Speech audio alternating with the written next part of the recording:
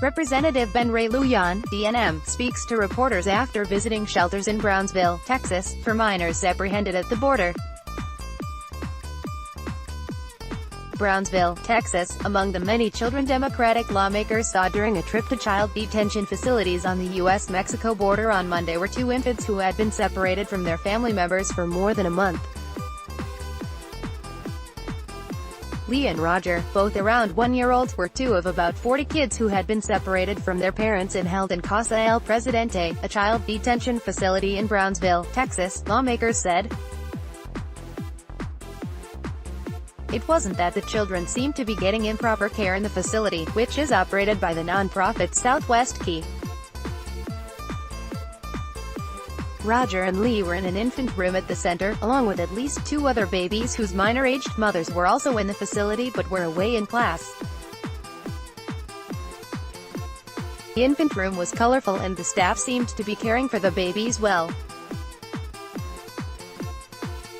Two baby boys in the room were wearing matching orange and white striped shirts and Lee was giggling, lawmakers said. But Roger and Lee weren't with their families. That poor little boy and that poor little girl and those children. Rep. Ben Ray Lujan, DNM, told reporters, adding that he had to walk out of the room briefly out of frustration. The president had a heart, how could he let this happen? They were being taken care of by good people, but there was no determination as to when they might be reunited with their natural relatives and/or mother. Rep. Sheila Jackson Lee, D. Texas, said, in noting that pediatricians have criticized the separations. That is child abuse because that comfort is not there, she added. The Trump administration is under fire for a new zero-tolerance policy for illegal border crossings that has resulted in the separation of at least 2,000 kids from their parents after the families were apprehended along the border. The policy has been widely and fiercely condemned by medical experts, the UN High Commissioner for Human Rights, all 5 living First Ladies, including President Donald Trump's wife, Melania Trump, although she did not blame her husband, the Mormon Church and religious leaders from the Catholic and evangelical community. The administration claims it isn't separate children under the age of 4 from their parents except under extreme circumstances, such as if the adult has a prior criminal or immigration record. If there's evidence of abuse or uncertainty about whether the child actually belongs to the parent, or when there's insufficient space to detain a family unit if they are all present. The administration also says that families are only separated when the parent is being prosecuted.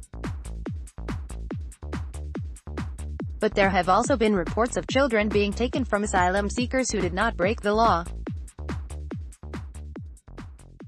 Lujan and Rep. Joaquin Castro, D. Texas, 2 of the 6 Democratic members who visited the facility, said they learned few details about how Roger and Lee ended up in government custody. Staff told them Roger's mother is deceased and that he was apprehended traveling with an older sister and separated from her, and that Lee was split from her family as well. But they're skeptical that they can trust Trump and his officials to keep their word on separating young children only in extreme circumstances. The Trump administration has been very untruthful about a lot of things in this whole process, Castro told HuffPost. It's a morally bankrupt process. I don't think they've told us the truth. I don't think they've told the American people the truth. It's a morally bankrupt process.